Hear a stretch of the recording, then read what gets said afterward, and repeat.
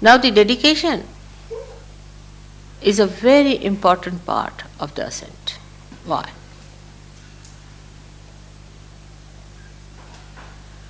Because when you are precariously placed, when there is immediate danger to your existence, at this time when the whole world is standing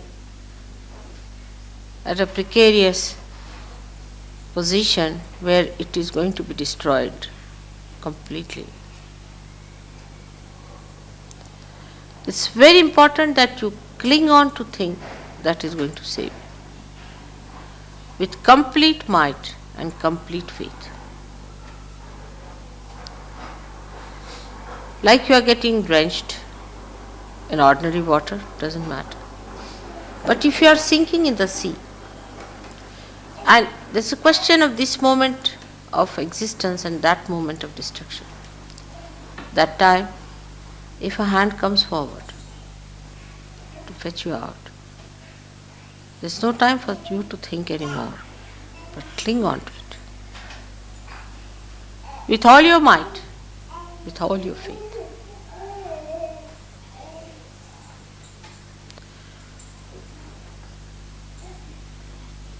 When we have badhas, when we are surrounded by negativity, we get aware of it.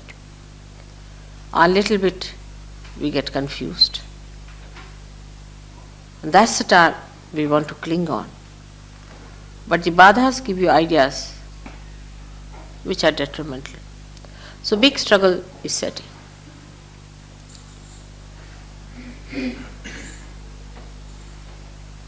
At that time, what is the best way? The best way is to forget everything else. Forget that you are possessed or this badha or anything. With all your might, whatever is there, you have to hold on to it.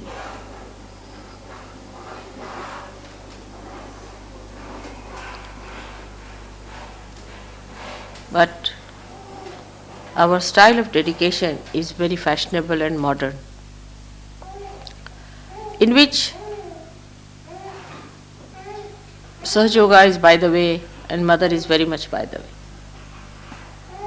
I'm sorry, it's not going to work out. I don't have to tell this to Indians, because if you read Devi Mahatmya, it's sufficient. Even if you read her 1,000 names, it's sufficient. That she can be only achieved through bhakti. She can only be achieved through dedication. She is only fond of her bhaktas, the devotees. It's nowhere written that she is fond of people who can talk better, who can argue better, who dress better, who live better, who have better surroundings, but her devotees. And this devotion and dedication should not be a frenzy or anything, but should be sustained, continuous, ever flowing, ever growing. That's the only way now for further development.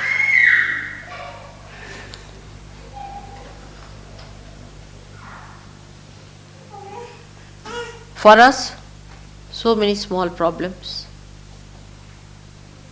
are important. Somebody has a house, somebody has a admission in the college, somebody has some job to be done.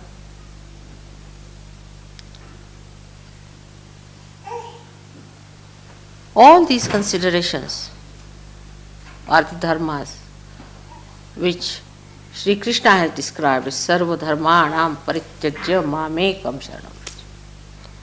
Give up all the dharmas, all these so-called dharmas, like a patni dharma is the duty of a wife, then the pati dharma is duty of a husband, then the putra dharma is the duty of a son, the pita dharma is duty of a father, and duty of a citizen, and a duty of a world citizen. All these dharmas are to be given up. entirely. And you have to surrender fully from your heart.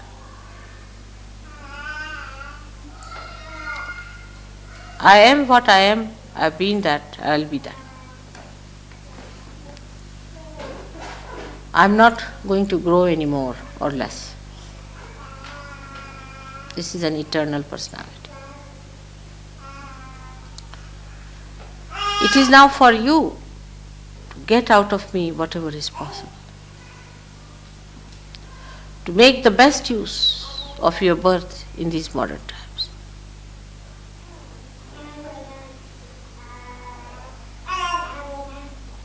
To grow to your full maturity.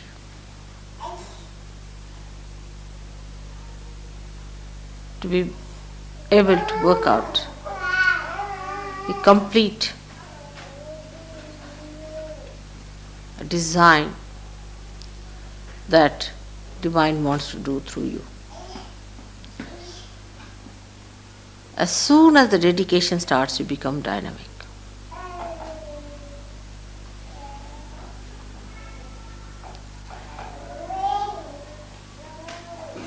Clinging on to that.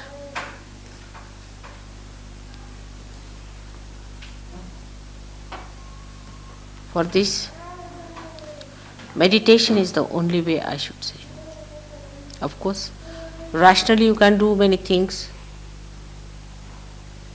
You can rationally accept me. Emotionally you may feel closer to me in your heart. But through meditation, surrender. Meditation is nothing but surrendering. It's complete surrendering. Which is a difficult task for a modern man in the Western countries. He only surrenders to people who mesmerize, who fully mesmerize them. They become slaves of people who mesmerize. But in their own freedom, their ego is more powerful than their spirit. In their own freedom. That's why all the free countries have gone to dogs. Because ego plays part, not the spirit. They cannot master their ego when they are free. Only if somebody can just entangle their ego and mesmerize them, then they are all right, they are shut completely, they surrender. And it's so obvious from the way these false people have mastered their art of making slaves out of you. In your full freedom,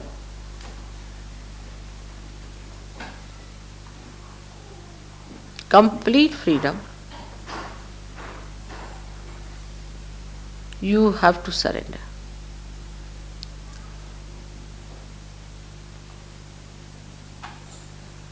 Freedom does not mean ego. One should understand. Freedom is killed by ego. Not only killed, but is disfigured and disgraced. It's made ugly. Freedom in its subtlest form means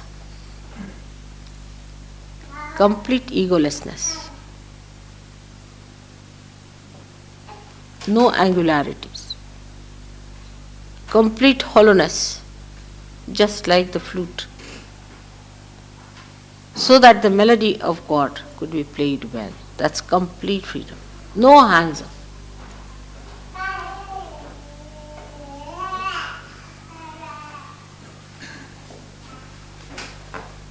We have to realize that we are in the mire. Mire of ignorance, mire of sin. Ignorance brings sin. How are we to get out of the mire? Anybody who tries to pull us out will also go in the mire.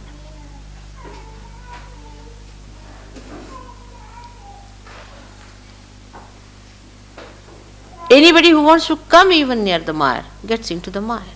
He becomes part of it, parcel of the mire. The more we try to take help from others, we pull him more in the mire and we go more down, deep down into it.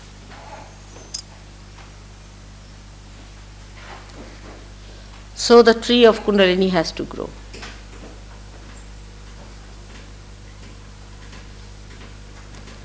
And from that tree, Paramatma himself, the Parabrahma itself, has to pull you out.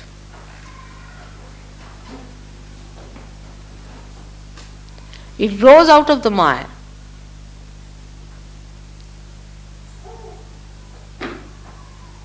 And the Parabrahma has to pull you out, one by one. Take you in the hand and swing you outward.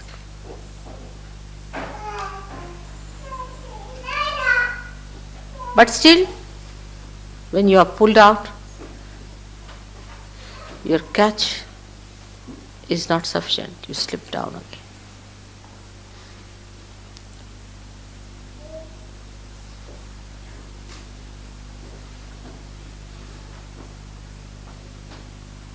You come up partly, again you go down. It's very enjoyable to be out of it. But still the feet have not come out fully. Still you are not completely cleansed. Unless and until you are cleansed, how can you be completely blessed? You are to be fully blessed by the Divine, clothed by the love of God.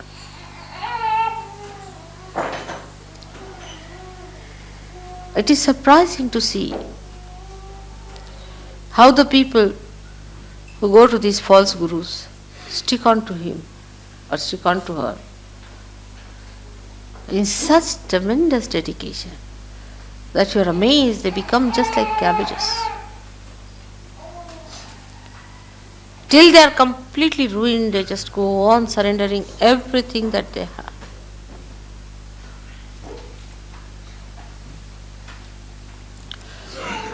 But in Sahaja Yoga, when people come, they do not surrender. But they are nourished, they are looked after.